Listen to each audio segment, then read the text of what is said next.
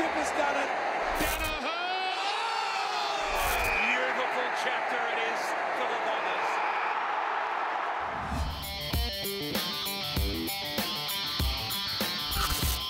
Now, we've got a former coach here and now a player manager. I want to get your views on Gary Ablett. He's been the story of the week. Scotty, first to you. Obviously, this week, Gary's been criticised. All the media's wanted to speak to him. He's ended up doing a paid interview. If you were his manager, how would this week have played out?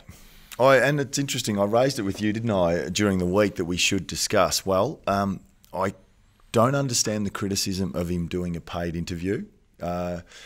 If a market dictates that someone would like to chat and are prepared to pay, as opposed to chatting to another media organisation who aren't willing to pay, well, good luck to Gary. But should he do an all-in as a senior player of that club that's under the pump? Potentially, but I think in this case he was addressing more of a personal issue, specific not so much to the Gold Coast but really to Geelong. So he was talking about a situation personal to him late last year. And let's be honest, all media organisations, after he does the interview with Channel 9, can pick up whatever they like and run with it so they can get their comments.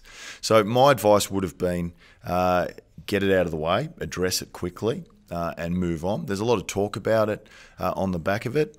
But more broadly, if I was Gold Coast, I can't understand. And the talking point when we were discussing this, Jules, and I'd be keen to get your thoughts, Shorey, is clubs have a very, very good success rate of moving on quickly when a big star leaves and having success. Buddy Franklin, Judd, Kennedy's playing very well for the Eagles. Plugger, St Kilda made a grand final a couple of years later.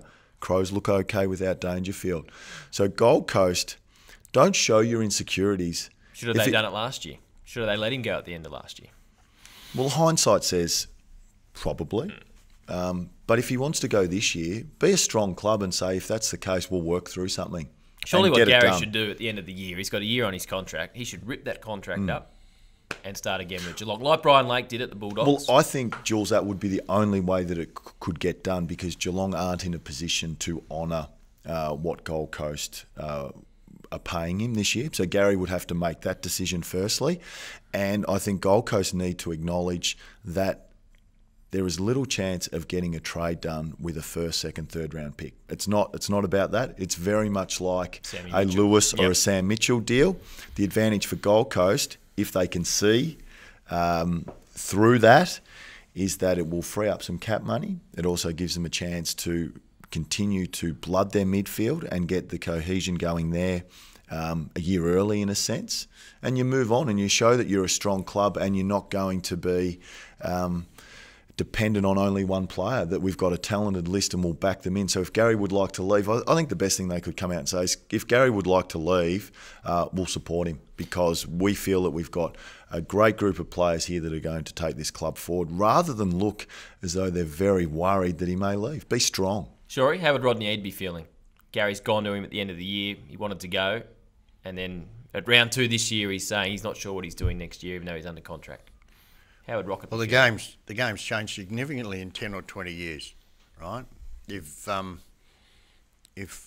Herd did that in 95 or 97, the backside would fall out of the joint. But Scotty's absolutely right. Okay? Cooper Cronk. We're not there yet. Cooper Cronk, right? Yep. They're right. We're right. Move on. Let's get another 2 young blokes into the system. But you have to say this huge move.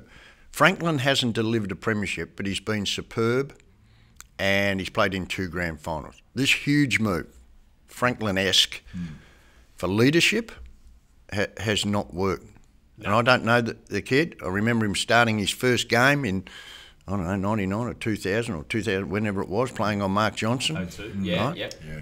He shunned the limelight, you know that, right? Not a natural, don't think he's a natural follow-me leader, like a Voss, like a Herd, Buckley, Carey, right? He hasn't got that physical state. But you would have to say that financially it's worked. Maybe promotion-wise, exposure for Gold Coast, it has worked. But for a young man to go up there and drag the club with him and lead, he stood down from the captaincy. That part of it hasn't worked. and they are right now in round 2, no better than they were under Bluey McKenna, who copped a huge amount of criticism. Well, they played. And they've just lost. Who have they lost? O'Meara and Prestia. Still, that's like they've got to fix it. I don't know how. Scotty, you know more about it than me.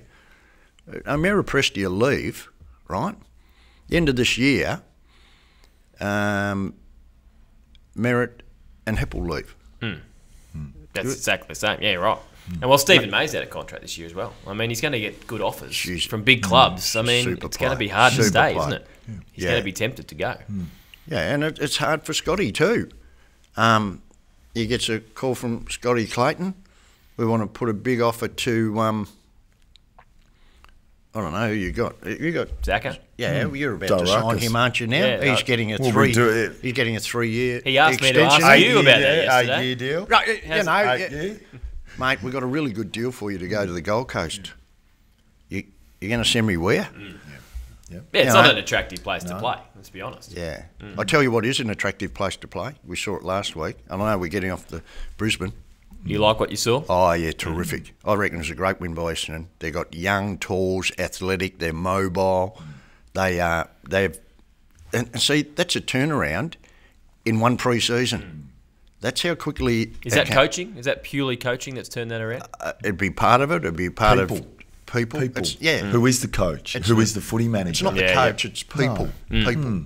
Simple as that. Yep. Anyway. Now, Scotty, you wanted to briefly touch on drafting as well. Well, you've been pretty happy with Adrian's work lately. Well, yeah, it's often discussed, and whenever a club's struggling, we look at the failed, but we don't always look at the hits. And I just was going through it, Shorey, and you're a student of the game as much as anyone, and I looked at Merritt, pick 26. Tick. Tipper, Big tick. Tipper, a rookie. Great story. Fantasia, 55. Yep, big tick. Was that for Gumbleton? That was the Gumbleton pick?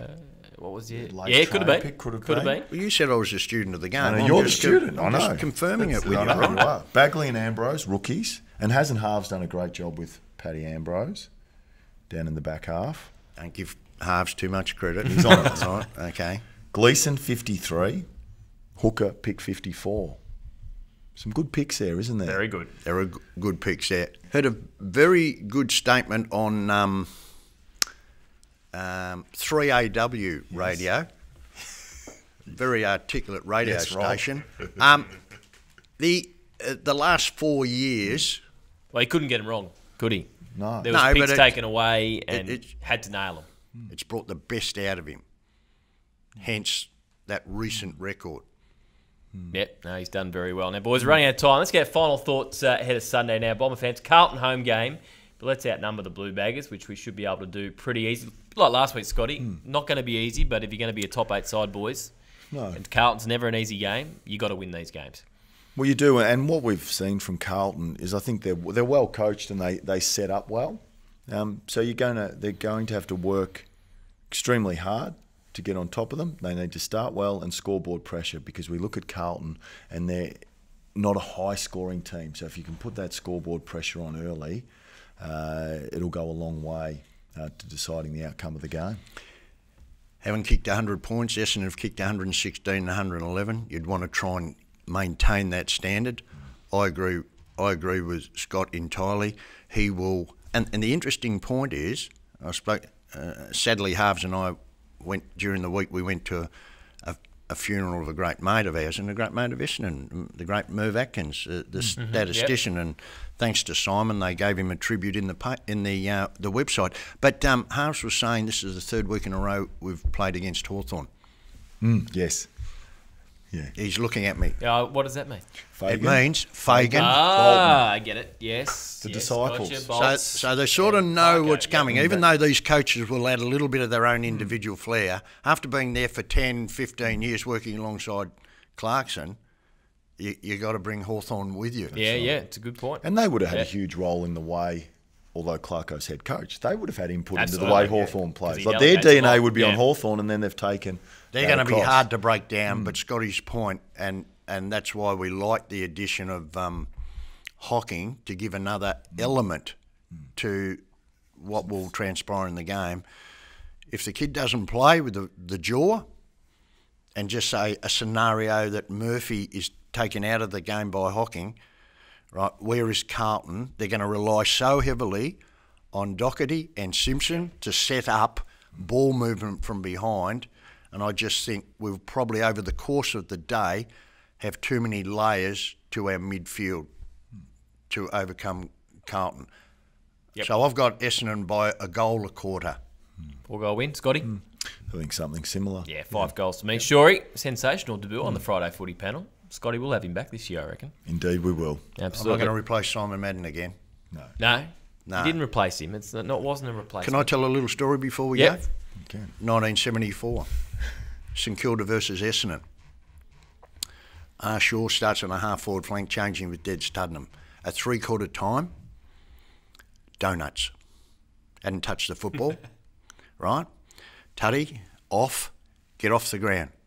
Three-quarter time, no rotations, no interchange. Bloke that replaced me, 16-year-old Simon Madden.